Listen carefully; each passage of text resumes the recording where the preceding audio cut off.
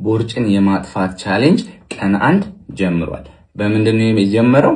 ስኳርን በማቆም በሻይ ሊሆን ይችላል፣ በቡና፣ በወተት፣ በማኪያቶ፣ በጁስ፣ በሚጠጡ ነገሮች በሙሉ ምን ተጠቀመውን ስኳር በማቆም። ለምንድነው የምናቆመው ካላችሁኝ 5 በሳይንስ የተረጋገጡ ምክንያቶችን አስረዳችኋለሁ። ከዛ በፊት ግን እንድታረጉልኝ የምፈልገው ቻሌንጁን የተቀላቀላችሁ ሰዎች እንቅስቃሴያችሁ አሪፍ ነው፣ ደስ ይላል፣ ወድጄዋለሁ፣ ቁረጡ፣ ወስኑ። ከዛስ አዎ አቆማለሁ ብላችሁ ኮሜንት አድርጉ። ማችሉ ለእናንተ መልስ የለኝም። ሌላው እቅዳችን ምንድነው? 1 ሚሊዮን ሰው ላይ መድረስ ነው። የ1 ሚሊዮን ሰውን ቦርጭ መቀነስ ነው። ስኳር በሽታን መቀነስ ነው። ግፊትን መቀነስ ነው። ልብ በሽታን፣ ኩላሊትን፣ ሜታቦሊክ ዲስኦርደር የምንላቸውን በሙሉ መቀነስ። እሺ ስኳር ወደሚያመጣው ችግር ስንመጣ 5 ጉዳቶችን ነው በሰውነታችን ላይ የሚያደርሰው።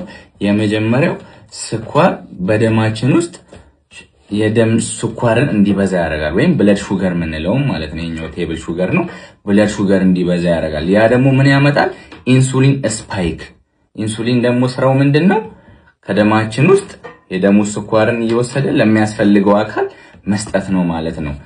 የኢንሱሊን አብዛኛው ሪሴፕተር ያለው፣ የኮርቲሶል አብዛኛው ሪሴፕተር ያለው የት አካባቢ ነው? ቦርጫችን ወይም ቤሊ አካባቢ ነው ማለት። ስለዚህ እየወሰደ ስቶር ያደርገዋል፣ ቦርጫችን ላይ ስቶር ያደርገዋል ማለት ነው። ሁለተኛው ኢንሱሊን ስትረስ ሆርሞንን ይጨምራል ወይም ኮርቲሶልን ይጨምራል። ኮርቲሶል እንዴት ያመጣል ካላችሁ ቆንጆ ቪዲዮ ሰርቻለሁ፣ አብዛኞቻችሁ አይታችሁታል። ያላያችሁ ካላችሁ ግን ገብታችሁ። ሶስተኛው ስኳር እንደጠገብን ወይም ደግሞ ምግብ እንደበላን እንዳይሰማን ያደርጋል ማለት ነው። ያ ደግሞ ሌፕቲን ሆርሞንን ስለሚቀንስ፣ ስለዚህ ሌላ ምግብ ቶሎ ቶሎ እንድንበላ ይሆናል ማለት ነው።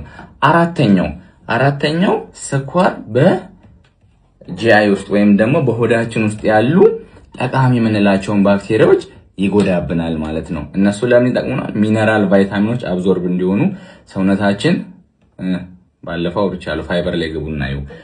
አምስተኛውና የመጨረሻው ደግሞ ስኳርን በማታ መጠቀም ነው። በማታ ስንጠቀም ምንድነው የሚያደርገው? ኢንሱሊን ስፓይክ ነው የሚያመጣብን። ስለዚህ የበላነው ምግብ በሙሉ ቀጥታ ወደ ቦርጭ እንዲቀመጥ ነው የሚያደርገው ማለት ነው። ስፔሻሊ የማታው ደግሞ ከሁሉም የከፋ ነው። ስለዚህ በእነኚህ 5 ምክንያቶች ስኳርን ማቆም አለብን። ማቆማችሁ ሰዎች፣ የወሰናችሁ ሰዎች እናቆማለን በሉ። ላይክ፣ ፎሎ፣ ሼር 1 ሚሊዮን ሰው ጋር እንድረስ። ይቀጥላል። ዴቱ ነገ ይጠብቁ። ማታ ላይቭ ላይ እንገናኝ።